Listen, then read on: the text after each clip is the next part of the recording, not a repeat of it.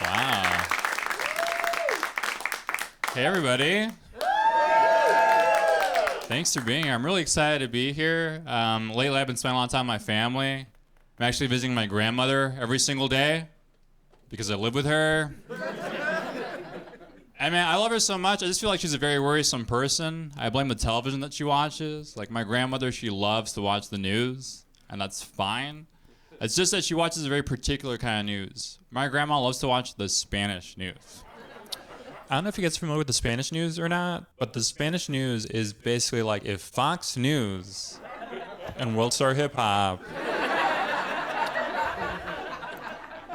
just decided to combine forces and create a 24/7 channel of fear. And when all you watch is the news and novellas, you end up believing the world's a very dangerous and dramatic place, and that everybody has an evil twin. The Spanish news is the only place where I've seen stories end in cliffhangers.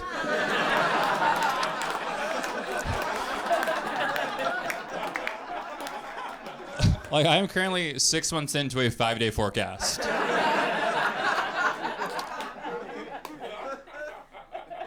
The network that she loves to watch, it's called Al Extremo, translates to the extreme. My grandma's in her 70s. Her news does not need to be extreme. It needs to be credible. I don't want her watching a network that sounds like it's sponsored by Four Loko. Having watched so much of the Spanish news, though, I'm realizing there's a huge difference between the American news and the Spanish news. Like, the American news does an incredible job of making you doubt your country. But the Spanish news makes you doubt reality. Because I swear, on any given night on the American news, you might hear a story that's like, is something in your fridge killing you? Details at 11. But the Spanish news is more like, hey, is the sun actually the devil?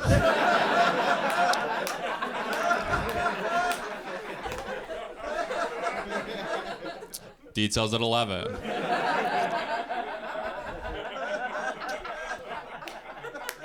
And it's just so nuts to me because like the news is supposed to be informative. You're supposed to get information from it. But the Spanish news does not care about information because on any given night on the Spanish news, you can see a live exorcism. Alien footage. A montage of things that look like the Virgin Mary.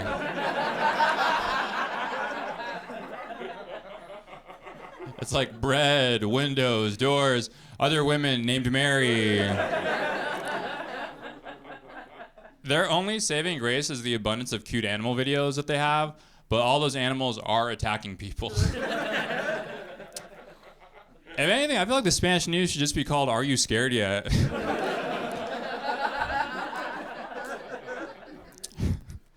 I genuinely do feel like I have some kind of like PTSD from watching so much of the Spanish news.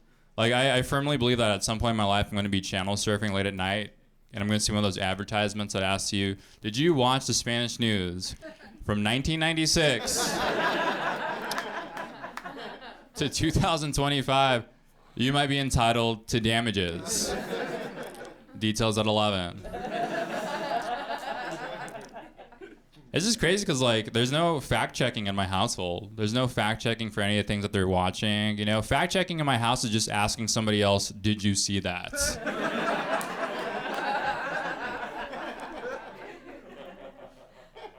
And it's so nuts because, like, my grandmother, I feel like she gets so excited to share these stories with me, but she doesn't cite any of her sources. I'll come home, and she'll be so excited. She's like, Vince, I just saw this story about these two kids. They were abandoned in the forest by their parents, but luckily this woman took them into her house, fed them every single day until they got fat, and then put them in the oven to bake them. I'm like, Grandma, that's Hansel and Gretel. I think you just saw a movie trailer.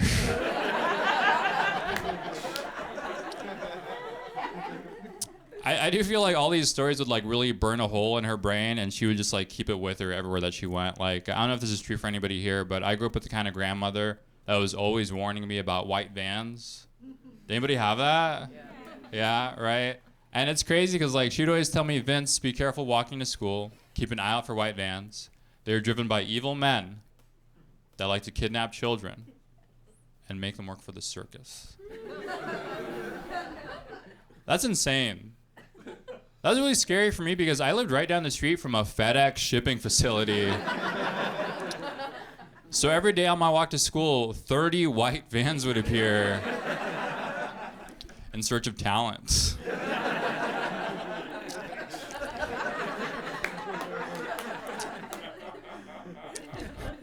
Then I'd finally get to school and the teacher's doing roll call. I hear that my friend Emmanuel is absent. I'm like, oh my God, they got him. His grandma must not watch the news.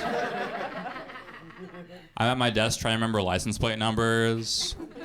I'm like, C1R, CUS, circus. All right.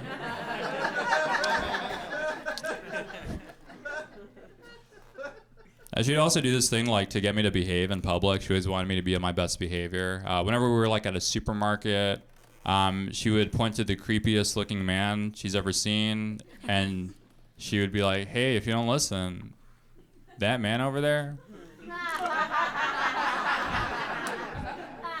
he's gonna kidnap you,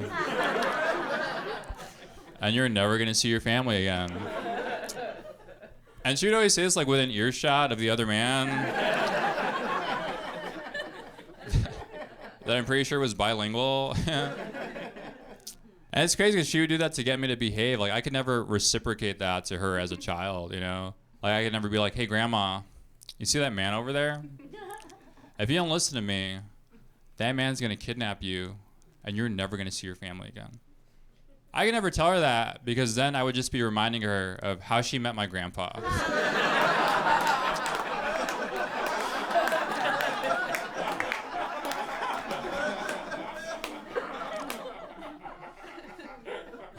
Maybe not the warning about white vans, maybe men on Broncos is what.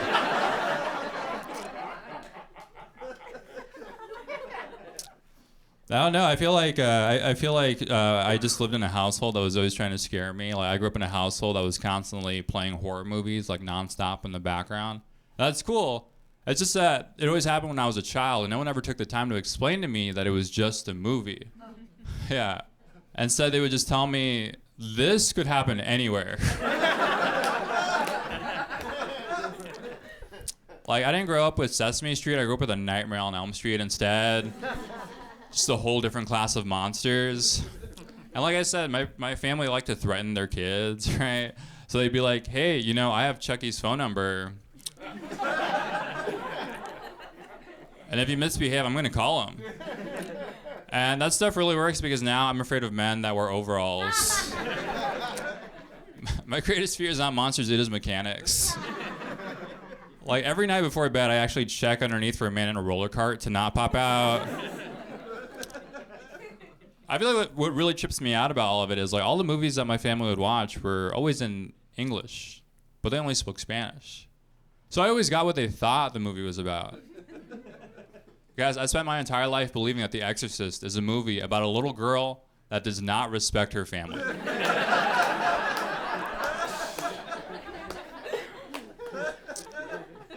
I'm like, way to victim blame. My grandma believes that the Texas Chainsaw Massacre actually happened, too. And I'm like, there's worse things that have happened in that state. I feel like I really do appreciate horror because it taught me a lot about myself and the world that I come from. Like, horror movies helped me realize that I grew up poor. Because they don't make a lot of horror movies about poor families. But then I realized that they do. They're just called documentaries. It's my favorite joke. I do feel like all these monsters, all these ghosts are like, they're rich people problems, right? Because they have the square footage to allow it to happen. Because I swear in every horror movie that I have seen, somebody is always being chased through their 2-story house. They get to run up a spiral staircase, hide in a walk-in closet, run back downstairs to a beautiful kitchen island. and then escape in a Range Rover. It's like, am I still watching a horror movie or a very dramatic Zillow tour listing? Because either way, I am sold. I don't even want to know who the killer is. I want to know how many bedroom, how many bath. Tell me that place can raise a dead. I think it's a perfect place to raise a family. I do feel like what I love the most about horror, though, is like horror is the only place where I get to see like rich people scared. It's the only place where I get to see them stressed out for once in their life. And look, for someone who's been poor their entire life, that feels so good. Like, my favorite moment in a horror movie is when a rich person is running away from danger, and then they trip and they fall. That's my favorite moment. Because then I get to yell stuff out of the screen. I'm like, pick yourself up by your bootstraps. Or if only you had budgeted smarter. They're sticking their arm out to defend themselves. I'm like, sorry, no handouts. I do love it because like it is the only place where affluent people face consequences for all the terrible things that they do. It's the only place where they'll face any kind of consequence for building property on sacred land. Touching culturally significant artifacts. Or naming their child Damien.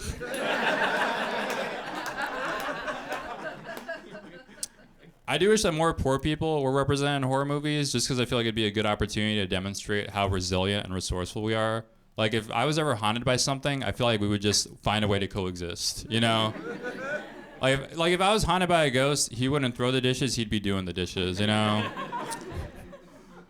If I had, like, a family, I'd look for a haunted house just because I feel like if they became friends, I'd have free childcare, you know? And whenever we would get too scared at home, we'd always go to church. I take my grandmother to church every Sunday because it means a lot to her. Cool, yeah. Do you guys go to church? Okay, cool. Hey, it's our secret now. I take my grandma to church every Sunday because it means a lot to her. But lately, I felt like church has gone a little boring. I feel like church would be a lot more fun if the devil actually showed up. Hear me out. And then you have to use everything that you have just learned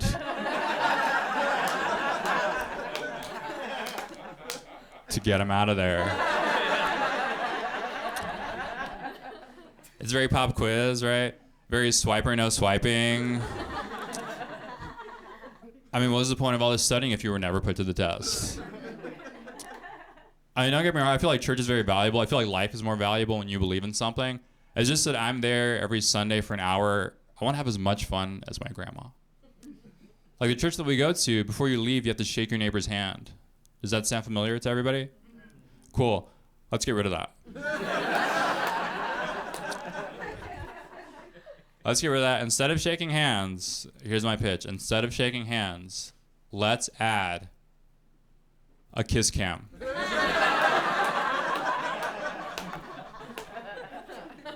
Hey, maybe then I'll throw in $1, you know? Give me a reason to come back every Sunday. I do love being there, though, because like you're around so many people that have lived such rich, full lives, and they have a lot of wisdom to share. I like that, you know, because people inevitably tell you what they believe will happen when they pass away. Like some people believe that when they pass away, they're going to be with their family again, or they're going to be at peace. I love that. I hope that when I die, I get 72 virgins.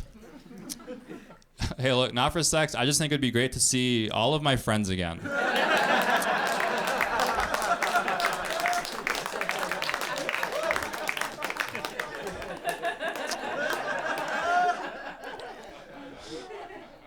I mean, boys' night every night.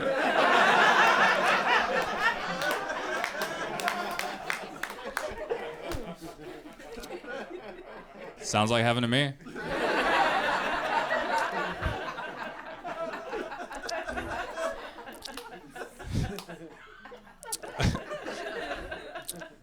Whenever we would leave church, I always felt like we brought it home with us. I don't know if this is true for anybody here, but I lived in a household that had like a lot of like photos and statues of Christ.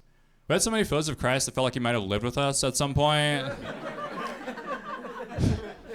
Like, I truly believe that he will come back just to get all of his stuff.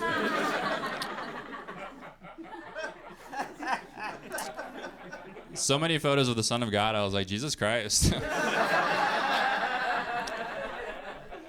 Not a single one of me. All right. I know who the favorite is. We had a lot. I feel like my least favorite picture that we had is we had 3 different versions of the Last Supper in our house. We had 3 different versions of it. We had a painting, we had a 3D sculpture, and then we had a holographic version of the Last Supper. So every time you'd walk by, you'd actually see them passing food to one another.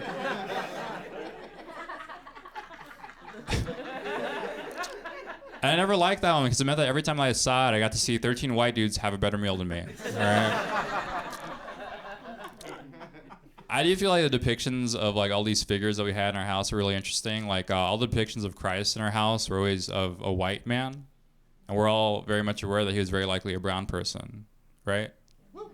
I'll say like, right? Okay. Cool, that was your time for allyship, hell yeah. But the thing is, like, all those pictures represented a white Christ, and I feel like my grandparents didn't know what his real color is. So I feel like I had to do the work of demonstrating and telling them what he actually looks like. So what I've been doing is I've actually been going up to every statue and just shading them in a little darker. That way when they get up to heaven, there's, like, no surprises. I feel like I'm just, like, afraid of my grandmother going to the gates of heaven and feeling like she's been catfished, you know?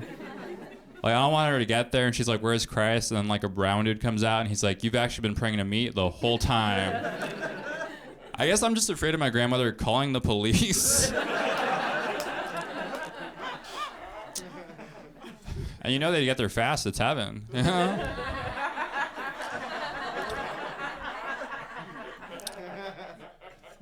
She meets brown Christ. She's like, hey, I want to talk to God. And then Christ is like, all right, 1 second. Hey, Mom. All right.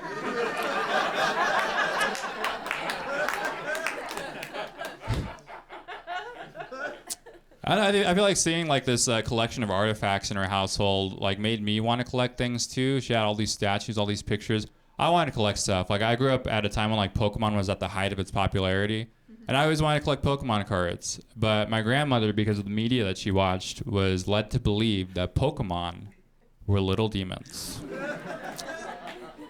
And so she wanted me to collect prayer cards instead. Right?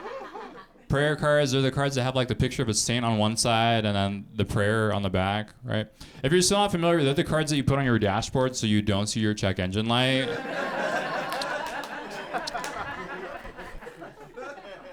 By the time you take it off, you're like, thank you.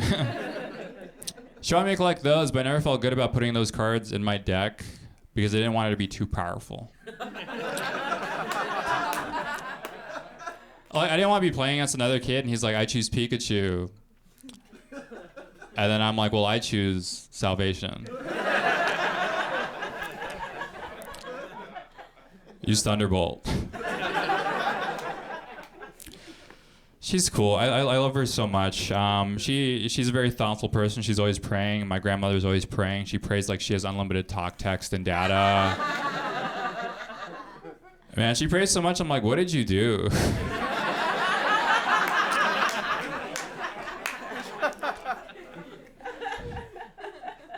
For her sake, I love her so much. For her sake, I wish like prayers came with red receipts.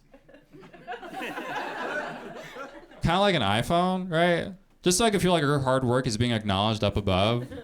Because right now, I for sure believe that God is a man based off of how much he ignores her. Like, he for sure does not have her number saved. Sometimes I'll come home from work and her hands are clasped together. I'm like, Grandma, what are you doing talking to that guy? He's probably talking to like 30 other girls right now. Put him on speaker. I get a lot of blessings from her whenever I leave the house. That always feels cool. Blessings feel pretty powerful. Has anyone here ever been blessed before?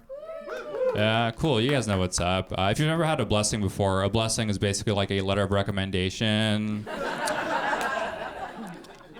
to God.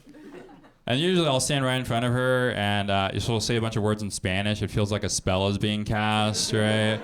I can feel like my ancestors with every breath. I have my eyes closed the entire time like I'm getting a haircut. So much power, right? She's throwing up these like holy gang signs. And then afterwards, I feel so much better about texting and driving.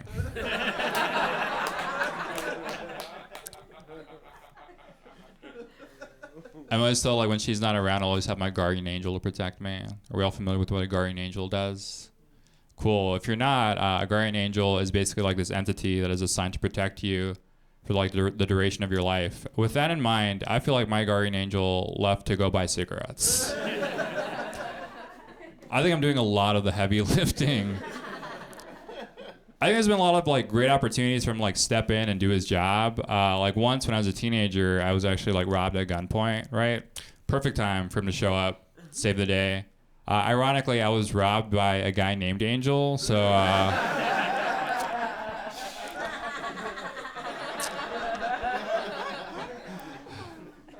life works in mysterious ways.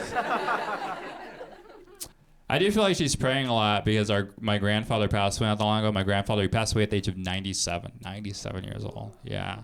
I wish he lived 3 more years so I could have said he kept it 100 his entire life. She prays for him all the time. We all saw the movie Coco. If she doesn't pray for him, he will disappear. It's a cultural thing.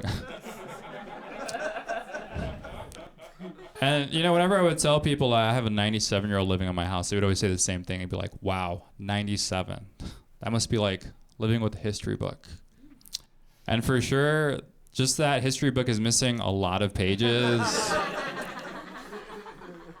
If anything, I felt like living with a brochure about history.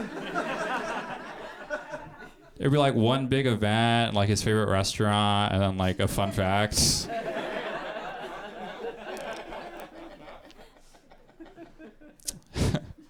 He was around for a long time. He was around for so long it felt like he was protesting death, you know? And it's nuts. He'd always be like, I'm going to leave when God wants me to. And I'm like, hey, I think he forgot. You know?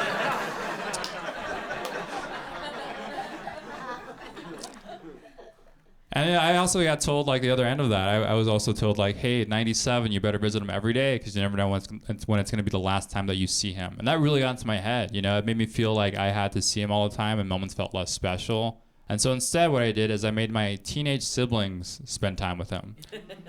I made my 16-year-old twin siblings spend time with my 97-year-old grandfather. But they don't know how to be around old people. So whenever my siblings would hang out with my grandfather, they would just take photos of him. And then turn those photos into memes. And guys, they were really good at it. Like, my grandfather was at this age where he was just falling asleep anywhere, right? But he would always leave his mouth open just a little bit. That's when my brother would pull out his phone, snap a pic, upload it, and caption it, "When you nut."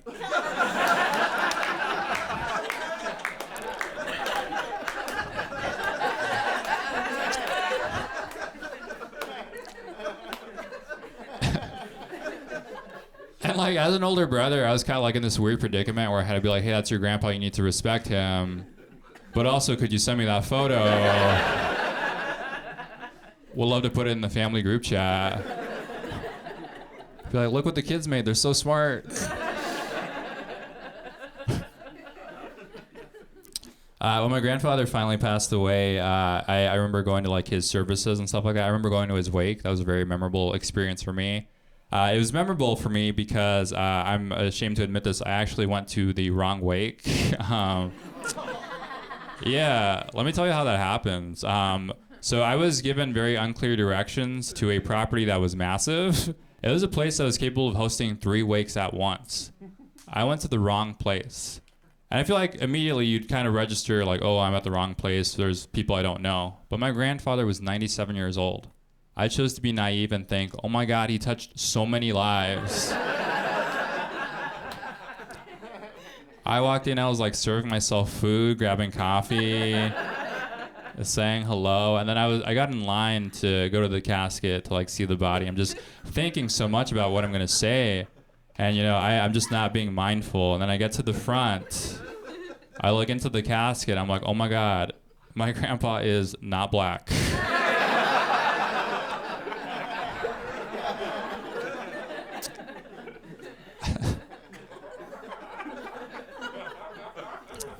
I still had to say something. I'm like, oh my God, I'm so sorry for being here.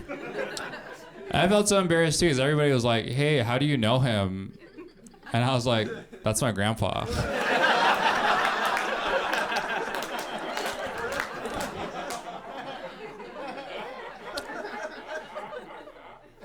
Just felt like I was part of his secret family.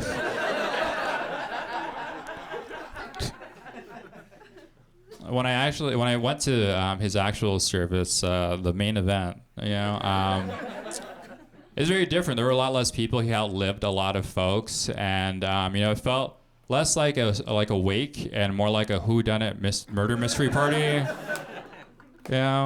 But it was cool because I got to learn a lot about him, and I got to hear stories from other people, and it was nice to hear that perspective on this person that I've known for so long. Like my grandfather, he taught all 3 of his sons how to drive at the cemetery because he argued you can't kill anybody there. All that wisdom, He loved going to thrift stores. He would always go to a thrift store, put on the outfit, and then leave. His senior discount was 100%, And it's cool. I felt like I wanted to learn more about him, and I feel like that was really inspiring for me. And I feel like I should have done this thing where I checked in on my siblings soon after that to see how they felt about it, because I feel like I missed this. My siblings soon after told me that they started playing with a Ouija board, which is pretty crazy, right? I feel like they were trying to look for answers. I think Google is so finite, right? Like, I understand the need to outsource the job with the Ouija board. And like when I found out, I was like so surprised that they were playing with it. I was like, why would you play with something like this? And my brother, he told me we decided to play with the Ouija board, not for Grandpa, but because one of our friends has a really big crush on a girl. And we just wanted to find out whether or not that girl likes him back. And I thought, how cute is that? Like, how cute is it that these teens are so insecure that they would much rather talk to literally any demon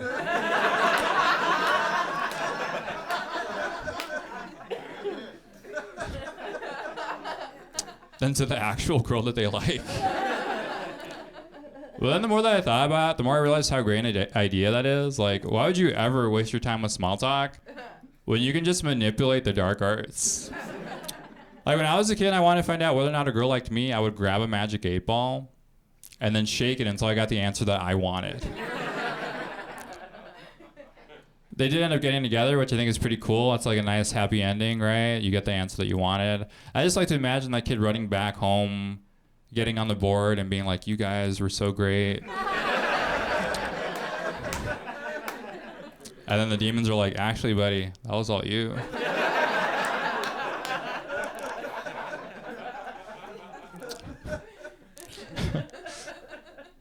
I was always taught not to play with that stuff because it's like a tool for evil. I think that's crazy. A tool is very, that's very ambitious to call it that. I think if it was a tool, it'd be sold at Home Depot, like that. Feels like what it would be. But I feel like I also have like my own kind of like morbid curiosity. Like I'm the kind of person that likes to go on historical home tours. Does anybody go on those? Cool, I guess I'm the only one. I go on historical home tours a lot. Usually, like when I'm in a new city, I'll go to like a historical home tour, and it's insinuated normally that the home is haunted because a lot of the homes that you go on a tour of are like from the 1700s, 1800s, things like that. But I feel like I've come to realize that for most historical home tours, I'm the only person of color on the tour, and everybody else is white. And I feel like I get a very different experience because of that. Like when I'm on these tours going through these big luxurious estates, like people are saying things like I felt something touch my shoulder or whisper in my ear. And I'm like, hey, did anybody else get patted down in the other room?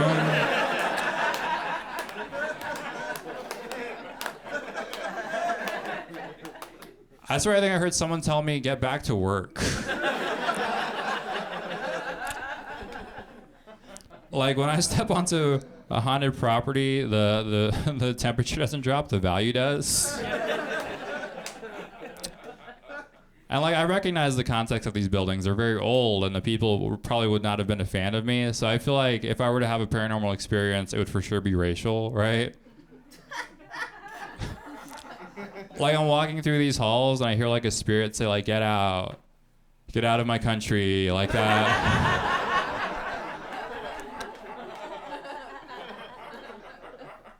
And I'm like, hey, buddy, you're the one trying to cross over, okay?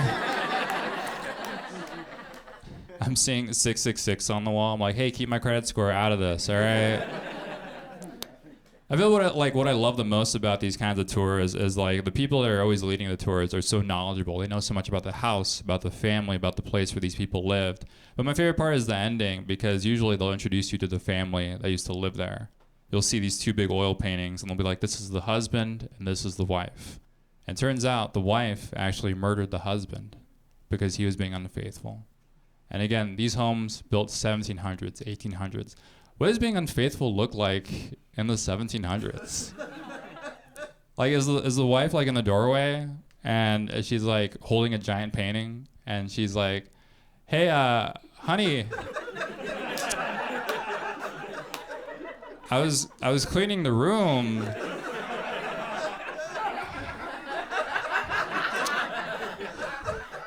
And I found this painting underneath your bed, and I'm just wondering, who is this bitch?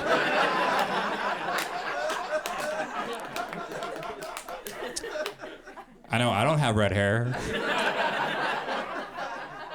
The guy's like, oh, they ran out of black, you know? I don't know who put it there. It's like, it's still wet. Okay.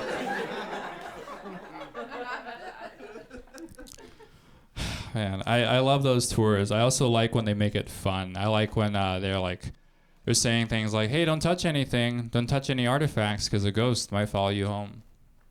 I feel like that's a warning for the ghosts. They live on so much acreage. I live, like, back here in LA, I live in an ADU. That is the politically correct term for a garage. If a ghost follows me home, they're gonna be really disappointed. They're gonna wake me up at 3 a.m. They're gonna be like, hey, I'm scared. Also, what is a helicopter?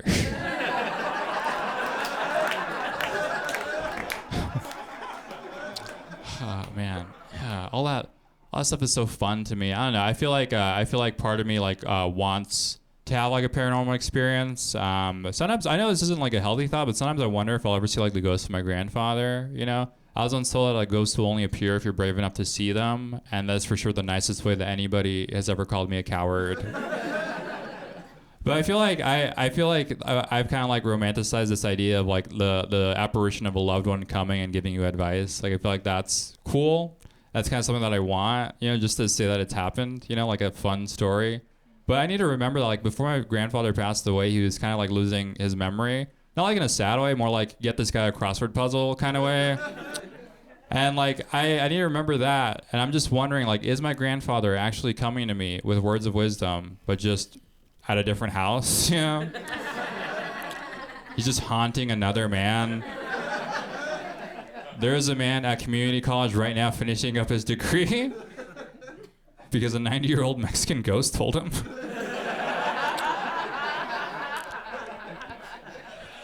Some of you are like, you just described the ghost I've been seeing in my dreams. I don't know. I feel like it also made me want to like learn more about my family. You know, I'm making the effort to learn more about my grandmother. I feel like now that I have the opportunity to do that, and I feel like I have more intent to do that. I want to, right? It's my grandma. She always says things. She's like, you know, when you're old, people stop listening to you, or something like that.